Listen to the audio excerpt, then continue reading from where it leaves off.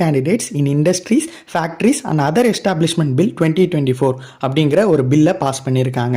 இதில் அப்ஜெக்டிவ் என்னென்னா அவங்களோட யங்ஸ்டர்ஸ் அண்ட் பீப்புள்ஸுக்கு 100% எம்ப்ளாய்மெண்ட் கொடுக்கணும் அப்படிங்கிறது தான். இது பெரும்பாலான கன்னடன்ஸ் பீப்புள்ஸால் வரவேற்கப்பட்டாலுமே இது ஒரு சில மணி நேரம் கழித்தே ஹோல்ட் பண்ணி வச்சுருக்காங்க. இந்த பில்லில் ப்ரைவேட் செக்டார்ஸில் இருக்க மேனேஜ்மெண்ட் போஸ்ட்டில் 50% ரிசர்வேஷன் கொடுக்கணுன்னும் நான் மேனேஜ்மெண்ட் போஸ்ட்டில் 70% ரிசர்வேஷன் கொடுக்கணும் அப்படின்றதையும் மேண்டேட் பண்ணுறாங்க.